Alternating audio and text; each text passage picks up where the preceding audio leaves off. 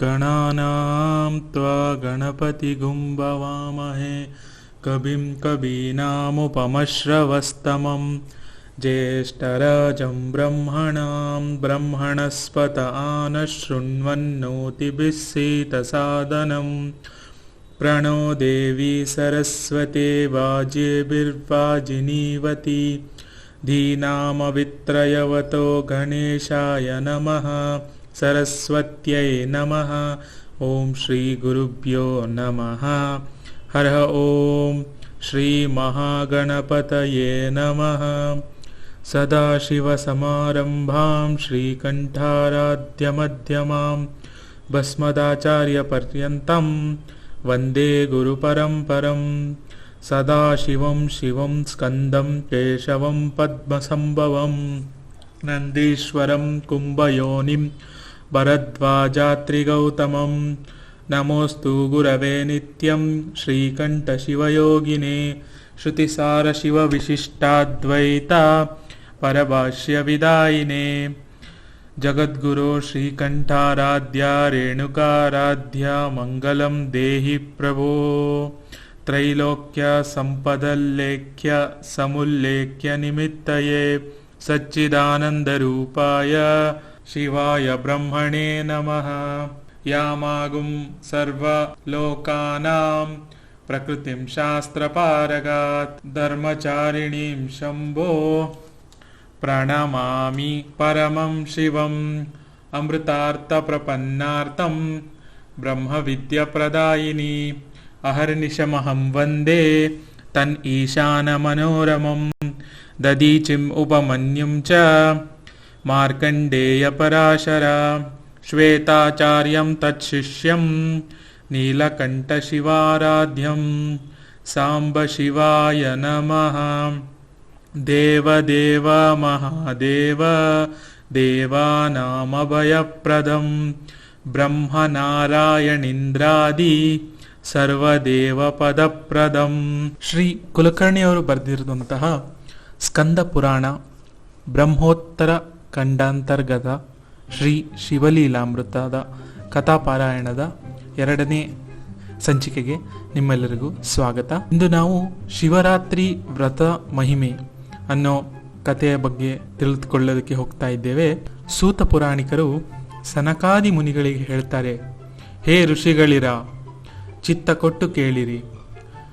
ಓಂ ನಮಃ ಶಿವಾಯ, ಓಂ ನಮಃ ಶಿವಾಯ, ಓಂ ನಮಃ ಶಿವಾಯ ಎಂದು ಶಂಕರನ ನಾಮಸ್ಮರಣೆ ಎಲ್ಲಿ ಹಗಲಿರುಳು ನಡೆಯುತ್ತವೆಯೋ ಅಲ್ಲಿ ಸಂಕಟದ ಬಾಧೆಯಾಗುವುದಿಲ್ಲ. ತಿಳಿಯದೋ ತಿಳಿಯದೆಯೋ, ಹಾಸ್ಯದಿಂದಲೋ ಚೇಷ್ಟೆಯಿಂದಲೋ, ಯಾವ ವಿಧದಿಂದಲಾದರೂ ಸರಿ ಶಿವನಾಮ ಸ್ಮರಣೆಯಾದರೆ ಕ್ಷಣಾರ್ಥದಲ್ಲಿ ರಾಶಿ ರಾಶಿಯಾಗಿದ್ದ ಪಾಪಗಳು ಸಹ ಹುಲ್ಲಿನ ಬಣಿವೆ ಸುಟ್ಟು ಭಸ್ಮವಾಗುವಂತೆ ನಾಶವಾಗುತ್ತವೆ. ಅಮೃತಪಾನವನ್ನು ತಿಳಿಯದೇ ಮಾಡಿದರೂ ಶರೀರ ಅಮರವಾಗುವುದಿಲ್ಲವೇ? ಶಿವರಾತ್ರಿಯ ಮಹಿಮೆ ಅಧಿಕವಾಗಿ ಇರುತ್ತದೆ. ಆ ದಿವಸ ಉಪವಾಸ ಮಾಡಿ ಜಾಗರಣೆ ಮಾಡಬೇಕು. ಬಿಲ್ವ ದಳಗಳಿಂದ ಶಿವನನ್ನು ಯಥಾಸಂಗವಾಗಿ ಪೂಜಿಸಬೇಕು. ಆದ್ದರಿಂದ ಆತನ ಸಹಸ್ರ ಜನ್ಮ ಪಾತಕಗಳಿದ್ದರೂ ಭಸ್ಮವಾಗಿ ಹೋಗುವವು. ಶಿವಭಕ್ತನಂತಹ ಪುಣ್ಯವಂತನ ಮಾನವ ಬೇರೊಬ್ಬನಿರುವುದಿಲ್ಲ. ಪ್ರಾತಃ ಕಾಲದಲ್ಲಿ ಶಿವನ ದರ್ಶನವನ್ನು ಪಡೆದುಕೊಂಡರೆ ರಾತ್ರಿ ಮಾಡಿದಂತಹ ಪಾತಕಗಳೆಲ್ಲ ಭಸ್ಮವಾಗುತ್ತವೆ. 2 ಪ್ರಹರಗಳ ಕಾಲ ಶಿವಾಲಯದಲ್ಲಿ ನೀವು ತಂಗಿದರೆ ಪೂರ್ವ ಜನ್ಮದ ದೋಷಗಳೆಲ್ಲ ಸುಟ್ಟು ಹೋಗುವವು. ಸಂಜೆ ಹೊತ್ತು ಮಂಜುನಾಥ ಸ್ವಾಮಿಯ ದರ್ಶನವನ್ನು ಮಾಡೋದ್ರಿಂದ 7 ಜನ್ಮಗಳ ಪಾತಕಗಳು ಭಸ್ಮವಾಗುವವು. ಕಪಿಲಾಷಷ್ಠಿ, ಸಂಕ್ರಮಣ, ಮಹಾಲಯ ಅಮಾವಾಸ್ಯೆ, ಗ್ರಹಣ, ಪೌರ್ಣಿಮೆ ಇವೆಲ್ಲ ಹಿಂದೂ ಆಚಾರ್ಯರ ಪ್ರಕಾರ ತುಂಬ ಮಹತ್ವವಾದಂತಹ ದಿನ ಅಂತ ನಮಗೆಲ್ಲ ಗೊತ್ತೇ ಇದೆ. ಇವುಗಳಿಗಿಂತಲೂ 1000 ಪಟ್ಟು ಶ್ರೇಷ್ಠವಾಗಿರುವುದೆಂದರೆ ಮಹಾಶಿವರಾತ್ರಿ. ಶಿವರಾತ್ರಿಯ ದಿವಸವು ಮೊದಲೇ ಅತ್ಯಂತ ಪುಣ್ಯಕರವು. ಅದರೊಳಗೆ ಪೂಜೆ, ಜಾಗರಣೆ, ಬಿಲ್ವಪತ್ರೆ ಅರ್ಪಣೆ, ರುದ್ರಾಭಿಷೇಕ ಮಾಡುವವನ ಸುಕೃತ್ಯಕ್ಕೆ ಎಣೆಯೇ ಇಲ್ಲ. ವಶಿಷ್ಠ, ವಿಶ್ವಾಮಿತ್ರರಂತಹ ಮುನಿಗಳು ಸುರಗಣ, ಗಂಧರ್ವ, ಯಕ್ಷ, ಕಿನ್ನರ, ಕಿಂಪುರುಷರು ಮೊದಲುಗೊಂಡು ಸಕಲರು ಈ ವ್ರತವನ್ನು ಬಹಳ ಪ್ರೀತಿಯಿಂದ ಆಚರಿಸುತ್ತಾ ಬರುತ್ತಿದ್ದಾರೆ. ಈ ವ್ರತವನ್ನು ಭಕ್ತಿಯಿಂದ ಮಾಡಿದವರಿಗೆ ಅಪಾರ ಪುಣ್ಯದ ರಾಶಿಯು ದೊರಕುತ್ತದೆ. ಒಬ್ಬ ದುಷ್ಟ ಬೇಟೆಗಾರ ತಿಳಿಯದೆ ಈ ವ್ರತವನ್ನು ಮಾಡಿ ಅದರ ಫಲದಿಂದಾಗಿ ಕೈಲಾಸಕ್ಕೆ ಹೋದಂತಹ ಕಥೆಯನ್ನು ಇಂದು ನಾವು ನೋಡಲಿಕ್ಕೆ ಹೋಗ್ತಿದ್ದೇವೆ.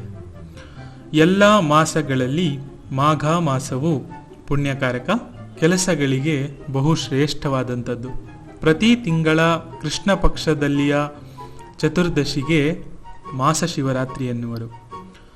ಮಾಘ ಮಾಸದಲ್ಲಿ ಬರುವಂತಹ ಕೃಷ್ಣ ಪಕ್ಷದಲ್ಲಿ ಬರುವ ಚತುರ್ದಶಿಗೆ ಮಹಾಶಿವರಾತ್ರಿ ಎನ್ನುತ್ತಾರೆ. ಅಖಿಲ ವ್ರತಗಳಲ್ಲಿ ಮಹಾಶಿವರಾತ್ರಿಯು ಮಹಾಮಿಗಿಲಾಗಿರುತ್ತದೆ. ಒಂದಾನೊಂದು ಮಹಾಶಿವರಾತ್ರಿಯ ದಿವಸ ವಿಂಧ್ಯಾದಿಯಲ್ಲಿ ಆ ಬೇಟೆಗಾರ ಕೈಯಲ್ಲಿ ಬಿಲ್ಲು ಬಾಣಗಳನ್ನು ಹಿಡಿದುಕೊಂಡು ಅರಣ್ಯದಲ್ಲಿ ಬೇಟೆಯಾಡುವುದಕ್ಕಾಗಿ ಸಂಚರಿಸುತ್ತಿದ್ದನು.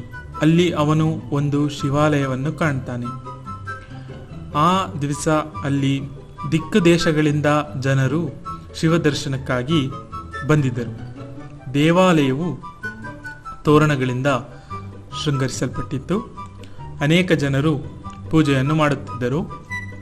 ಶಂಭೋ ಶಂಕರ ಹರ ಹರ ಮಹಾದೇವ, ಶಂಭೋ ಶಂಕರ ಹರ ಹರ ಮಹಾದೇವ ಎಂಬ ಶಬ್ದ ಗರ್ಜನೆಯು ಅಲ್ಲಿ ಒಂದೇ ಸಮನೆ ಧುಮಧುಮಿಸುತ್ತಿತ್ತು.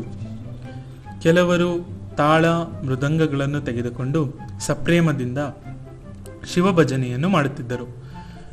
ಅರ್ಚಕರು ಶಿವಲಿಂಗದ ಮೇಲೆ ರುದ್ರಾಭಿಷೇಕವನ್ನು ಮಾಡುತ್ತಿದ್ದರು. ಆ ಸ್ಥಳವು ಸಾಕ್ಷಾತ್ ಕೈಲಾಸ ಸ್ವರೂಪವೆಂಬಂತೆ ಶೋಭಾಯಮಾನವಾಗಿ ಮನಸ್ಸಿಗೆ ಭ್ರಾಂತಿಯನ್ನುಂಟು ಮಾಡುತ್ತಿತ್ತು. ಈ ವೇಳೆಗೆ ಸರಿಯಾಗಿ ಬೇಟೆಗಾರನು ಅಲ್ಲಿಗೆ ಬಂದು ತಲುಪುತ್ತಾನೆ. ಅವನು ಈ ಎಲ್ಲ ವೈಭವವನ್ನು ಕಂಡು ಕ್ಷಣಕಾಲ ಅದನ್ನೆಲ್ಲ ಅವಲೋಕನ ಮಾಡಿದನು. ದೇವಾಲಯದ ಸುತ್ತಲೂ ತಿರುಗಾಡಿ ಪ್ರದಕ್ಷಿಣೆಯನ್ನು ಹಾಕಿ ಒಳಗೆ ಹೋದನು. ಎಂಥ ಹುಚ್ಚು ಜನರು ಇವರು! ಸುಮ್ಮನೆ ಉಪವಾಸ ಮಾಡ್ತಾರೆ, ಬಾಯಿಂದ ಶಿವ ಶಿವ ಅಂತಾರೆ. ಒಂದು ಪಾಷಾಣದ ಕಲ್ಲು ಇಟ್ಟು ಅದಕ್ಕೆ ನೀರು ಇದು ಎಲೆ ಹಾಕಿ ವ್ಯರ್ಥವಾಗಿ ಶ್ರಮ ಪಡ್ತಿದ್ದಾರೆ. ಇದರಿಂದ ಇವ್ರಿಗೆ ಏನು ಪುಣ್ಯ ದೊರಕುತ್ತೆ ಎಂದು ಉಪಹಾಸ್ಯ ಮಾಡುತ್ತಾ ಮುಂದೆ ನಡೆದನು. ಶಿವನಾಮಸ್ಮರಣೆಯನ್ನು ಕೇಳಿ ಆತನ ಮನಸ್ಸು ನಾಮ ಸಂಕೀರ್ತನೆಯಲ್ಲಿ ತಲ್ಲೀನವಾಗತ್ತಿತ್ತು. ಆತನ ಪಾಪರಾಶಿಗಳೆಲ್ಲವೂ ಕ್ಷಯವಾಗತೊಡಗಿದವು.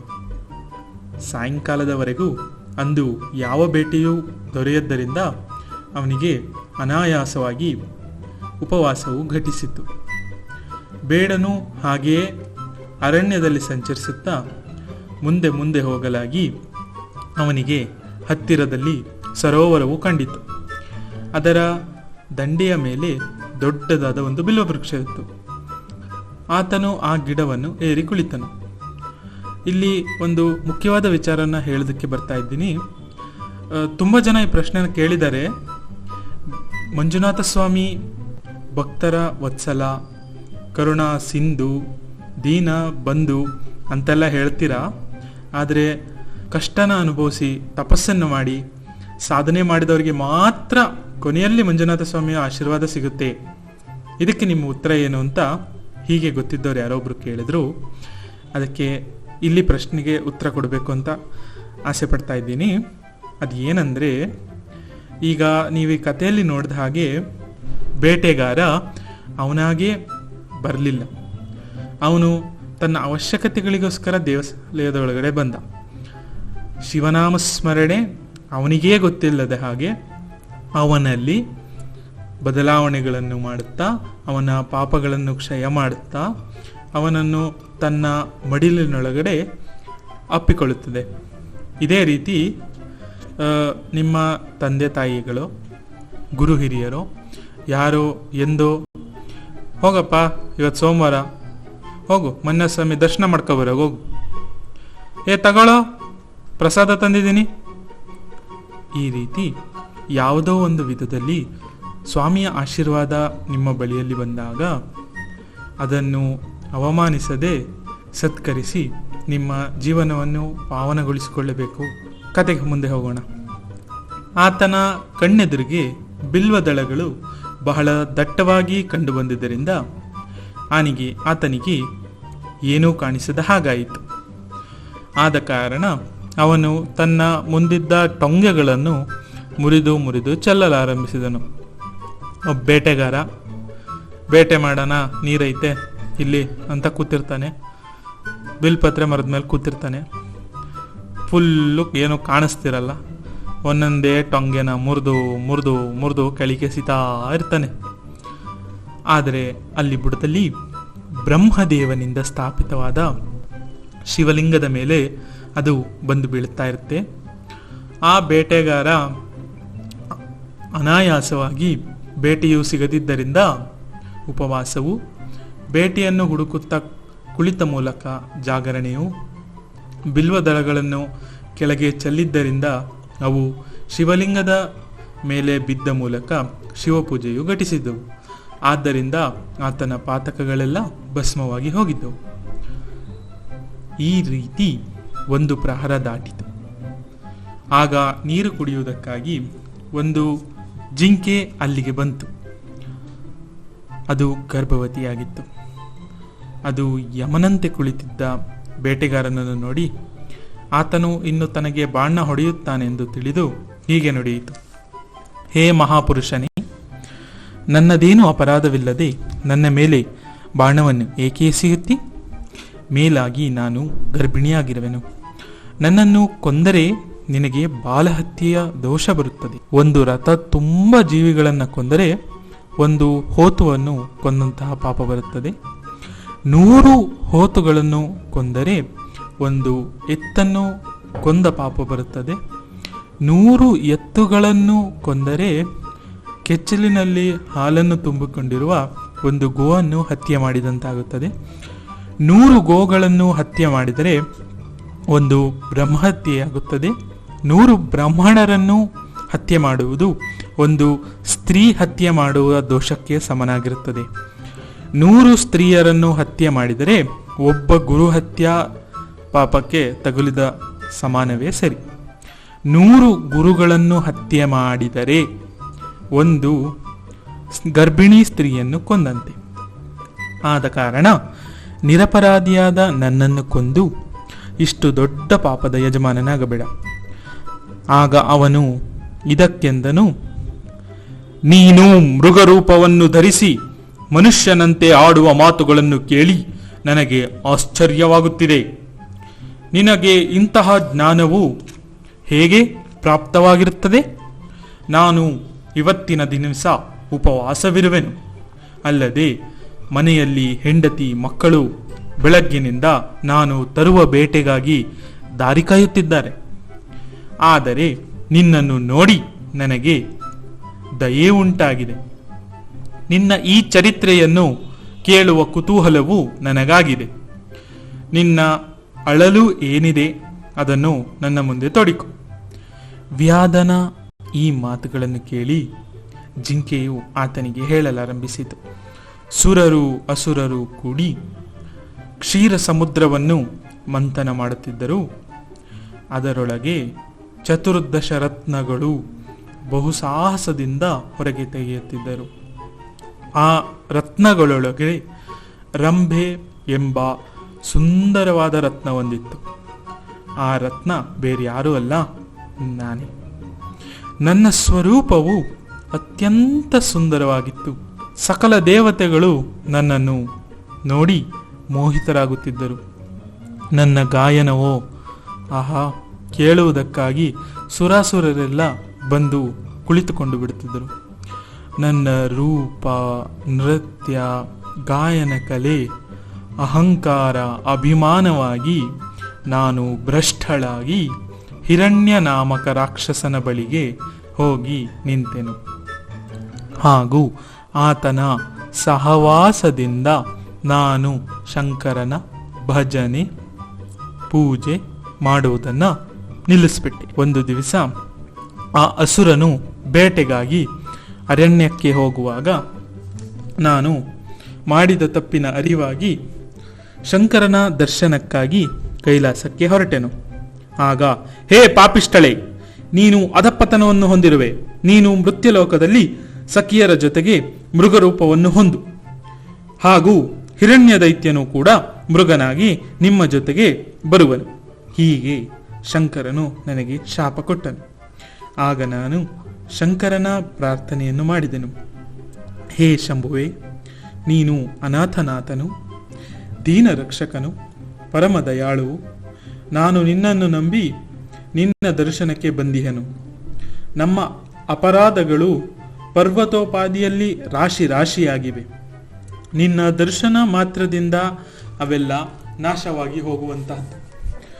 ನಾನು ನಿನಗೆ ಅನನ್ಯಳಾಗಿ ಶರಣಾಗಿ ಬಂದಿರುವೆನು. ದಯಮಾಡಿ ನನ್ನನ್ನು ರಕ್ಷಿಸು.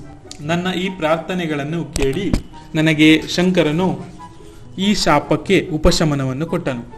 12 ವರ್ಷಗಳ ತರುವಾಯ ನೀನು ನನ್ನ ಪಾದ ಕಮಲಗಳಿಗೆ ಕುರಿತು ಬಂದು ತಲುಪುವೆ. ನೀನು ಮೃಗವಾಗಿದ್ದರೂ ಕೂಡ ನಿನಗೆ ಪೂರ್ವಜನ್ಮದ ಜ್ಞಾನವು ಉಳಿಯುವುದು. ಆ ಶಾಪಕ್ಕನುಸಾರವಾಗಿ ನಾವು ಮೃಗಗಳಾಗಿ ಈ ಅರಣ್ಯದಲ್ಲಿ ಸಂಚರಿಸುತ್ತಿರುವೆವು. ನನಗೆ ಈಗ ಪ್ರಸೂತಿ ಕಾಲ ತುಂಬ ಹತ್ತಿರ ಬಂದುಬಿಟ್ಟಿದೆ. ಆದ್ದರಿಂದ ನಾನು ಬೇಗನೆ ಮನೆಗೆ ಹೋಗಿ ಗರ್ಭವನ್ನು ಇಟ್ಟು ಕೂಡಲೇ ತಿರುಗಿ ಬರುತ್ತೇನೆ. ಆಮೇಲೆ ನೀನು ನನ್ನನ್ನು ಕೊಲ್ಲು. ಇದು ನನ್ನ ಸತ್ನ ಪ್ರತಿಜ್ಞೆ ಎಂದೇ ತಿಳಿ. ಜಿಂಕೆಯ ಈ ಮಾತನ್ನು ಕೇಳಿದ ಬೇಟೆಗಾರ, ಈ ನಿನ್ನ ಮಾತುಗಳನ್ನು ನಿಜವೆಂದು ನಾನು ಹೇಗೆ ನಂಬಬೇಕು? ಸುಳ್ಳು ಮಾತುಗಳನ್ನು ಆಡಿ ದೇಹ ಸಂರಕ್ಷಣೆ ಮಾಡಿಕೊಳ್ಳುವುದು ಸಕಲರಿಗೂ ಗೊತ್ತಿದೆ. ಈ ಬಗ್ಗೆ ನೀನು ನಿನ್ನ ಸತ್ಯತನಕ್ಕೆ ಪ್ರತಿಜ್ಞೆಯನ್ನು ಮಾಡು ಎಂದನು. ಆಗ ಆ ಜಿಂಕೆ ಹೇಳುತ್ತದೆ, ಏ ನಿಷಾದನಿ, ಪರರಿಗೆ ಪೀಡಿಸಿದ ಪಾತಕವು, ಹರಿಹರ ನಿಂದೆಯ ಪಾತಕವು, ಸ್ವರಧರ್ಮವನ್ನು ಬಿಟ್ಟು ಪರಧರ್ಮವನ್ನು ಆಚರಿಸಿದ ಪಾತಕವು, ಗಂಡ ಹೆಂಡಿರ ನಡುವೆ ಜಗಳ ಹಚ್ಚಿದ ಪಾತಕವು, ಸಾಧು ಪ್ರಾಣಿಗಳಿಗೆ ಪೀಡಿಸಿದ ಪಾತಕವು, ಸ್ತ್ರೀಯರು ಗಂಡನನ್ನು ತ್ಯಜಿಸಿ ವ್ರತ ನಿಯಮಗಳನ್ನು ಮಾಡಿದ ಪಾತಕವು, ತಂದೆ ತಾಯಿಗಳನ್ನು ಪೀಡಿಸಿದ ಪಾತಕವು, ದೇವಾಲಯದಲ್ಲಿ ಸ್ತ್ರೀ ಸಂಗ ಮಾಡಿದ ಪಾಪಕವು, ನಾನು ವಚನಕ್ಕೆ ಸರಿಯಾಗಿ ನಡೆಯದಿದ್ದರೆ ಇವೆಲ್ಲವೂ ನನಗೆ ಬರಲಿ ಎಂದು ಜಿಂಕೆ ಶಪಥ ಮಾಡಿ ಬೇಟೆಗಾರನ ಅಪ್ಪಣೆಯನ್ನು ಪಡೆದು ನೀರು ಕುಡಿದು ಮನೆಗೆ ಹೋಯಿತು. ಮುಂದಿನ ಅಧ್ಯಾಯದಲ್ಲಿ ನಾವು ಜಿಂಕೆ ನಿಜವಾಗ್ಲೂ ವಾಪಸ್ ಬರ್ತದ, ಇಲ್ಲ ಬೇಟೆಗಾರ ಹೇಳಿದ ಹಾಗೆ ಅವನಿಗೆ ಚಳ್ಳೆ ಹಣ್ಣನ್ನು ತಿನ್ನಿಸಿ ಓಡಿ ಹೋಯ್ತಾ ಅನ್ನುವುದನ್ನು ನೋಡೋಣ.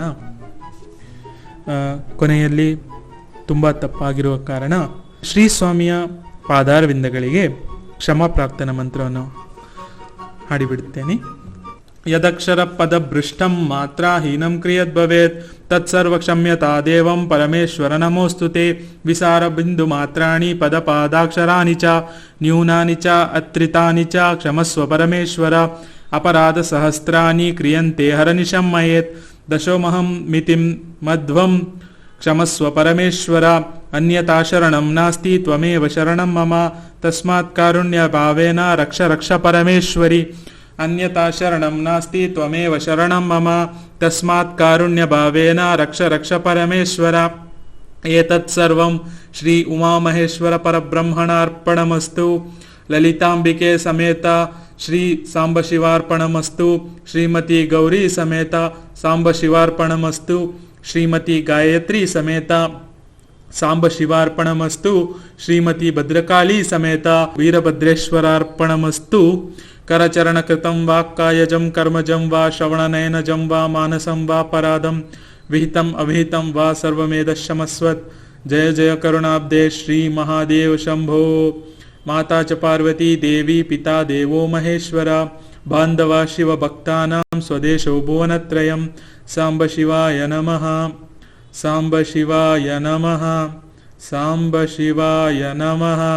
ಹರ ಓಂ ತತ್ಸತ್.